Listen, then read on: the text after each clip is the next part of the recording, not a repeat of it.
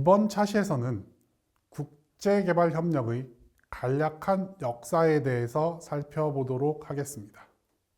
국제개발협력이 본격적으로 주목을 끌기 시작한 1940년대 이전에는 개발협력 이슈가 국제적으로 관심을 끌지는 못했습니다.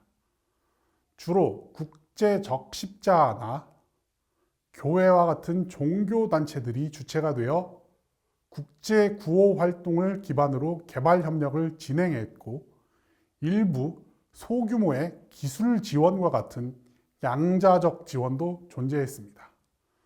이 소규모 기술 지원의 대표적인 예로 미국이 남미 국가들의 기술 지원을 단행을 했었는데, 이는 어떤 미국의 이익을 위한 개발 목적이 컸다라고 볼 수 있습니다. 1940년대 그리고 1950년대 들어 국제개발협력 이슈가 본격적으로 등장하기 시작을 합니다. 우선 제2차 세계대전 종전 이후 식민지 독립과 빈곤에 대한 지원의 문제로 국제개발협력의 문제가 대두되기 시작합니다. 대부분 식민지 국가가 독립했으나 서구 열강의 오랜 식민지 수탈로 인해 나타난 가난에 대해 국제사회가 공동의 책임을 져야 한다는 분위기가 나타나면서 국제개발협력에 대한 논의가 나타나고 시행됩니다. 더불어 1950년대 미국을 중심으로 신생 독립국에 대한 원조가 진행되었고, 영국, 캐나다, 호주 등의 국가는 식민지에서 독립한 남아시아 및 동남아시아 개발도상국에 대한 지원을 추진하게 됩니다. 이와 함께 냉전이라는 시대적 요인도 국제개발협력을 촉진하게 됩니다. 제2차 세계대전 이후 냉전이라는 미국과 소련의 대립체제가 나타나면서 외교적 지지 확보를 위한 원조 경쟁의 양상이 나타나게 됩니다. 예를 들어 미국은 마셜 플랜으로 알려진 유럽 부흥 계획을 통해 서유럽의 재건과 경제 성장을 지원했습니다. 그리고 서유럽으로의 소련 영향력 확산을 억제하고자 했습니다. 소련은 몰로토프 플랜을 가동하여 마셜 플랜에 의한 미국의 경제적 지배력 확대에 반대하고 소련을 중심으로 공산주의 국가 결속을 도모했습니다. 1960년대는 국제개발협력의 도약기로 개발 원조의 규모가 크게 늘어나고 새로운 국제개발협력 체제가 형성되는 시기라고 볼 수 있습니다. 1961년 제16차 유엔 정기총회에서 1960년대를 개발의 10년으로 규정하고 개발도상국이 경제 성장을 달성할 수 있도록 선진국의 원조를 적극적으로 권고하게 됩니다. 이와 함께 개발도상국의 경제 사회적 개발 도모를 위해 전문기구와 프로그램들이 출범하며 이들을 중심으로 개발협력 활동이 전개됩니다. 1961년 OECD의 출범과 함께 산하 기관으로 개발원조 그룹이 개발원조위원회로 명칭을 변경하고 국제개발협력의 토대를 구축하게 됩니다.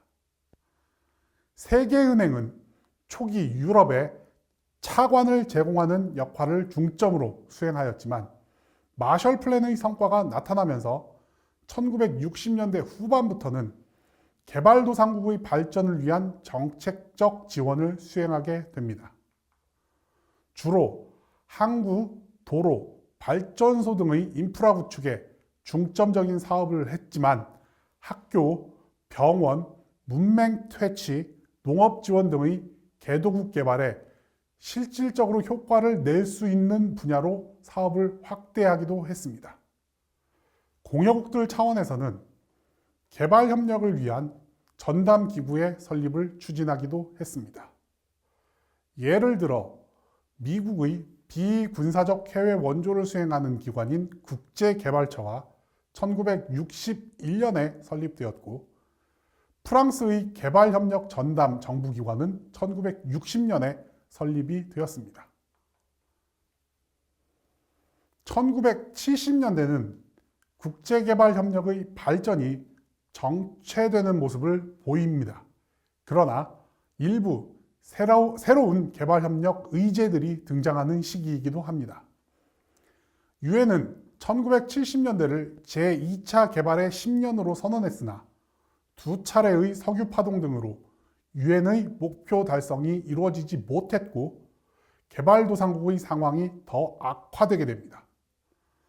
석유 파동은 개발도상국들의 불만을 표출하는 계기로 역할을 했고 기존의 선진국 중심의 국제무역과 금융질서를 근본적으로 개편하려는 개발도상국들의 노력이 나타나게 됩니다.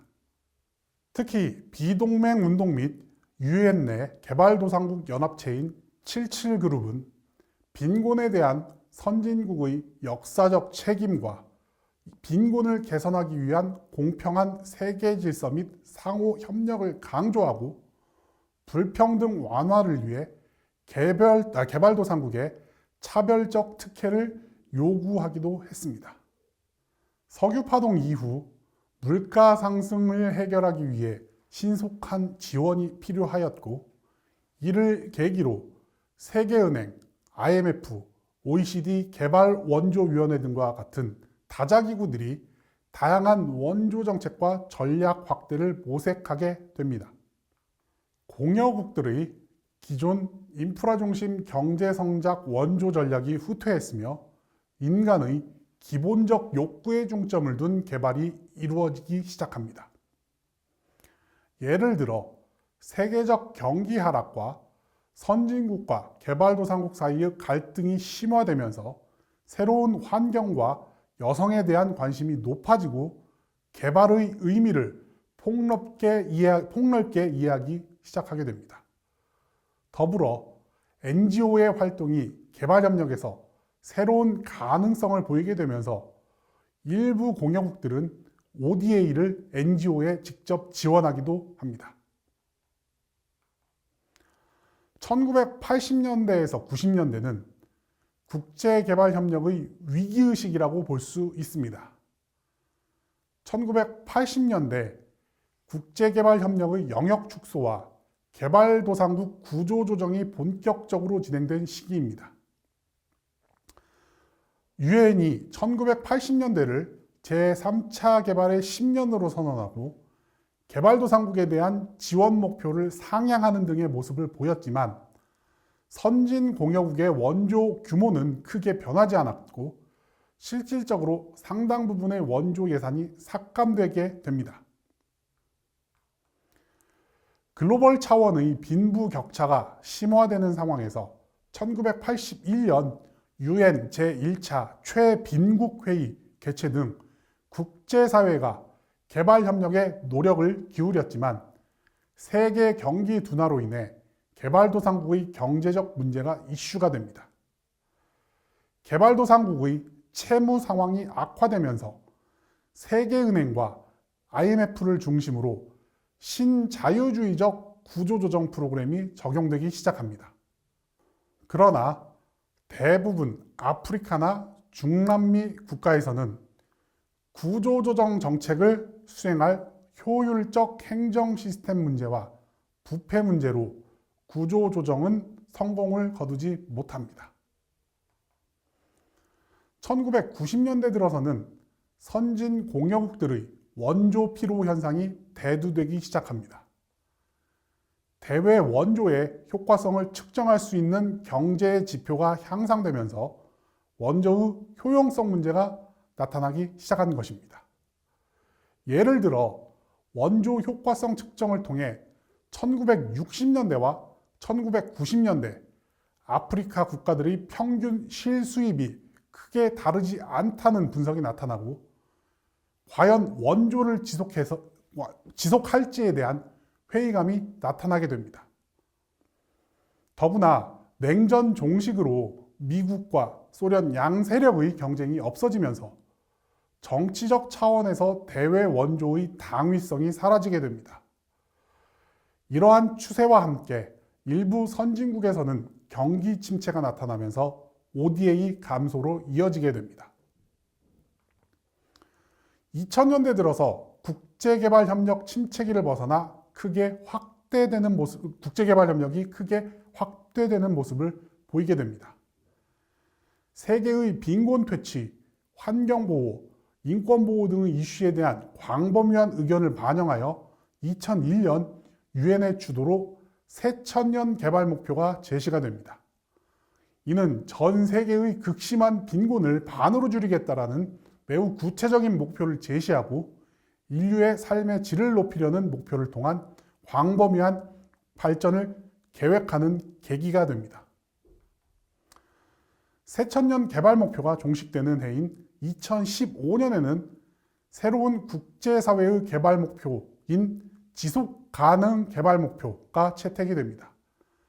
지속 가능 개발 목표는 개발도상국과 선진국의 모두에게 적용되는 보편적인 목표를 설정하고 사회, 경제, 환경의 균형적인 발전을 추구한다는 점에서 특징적이라고 볼 수 있습니다.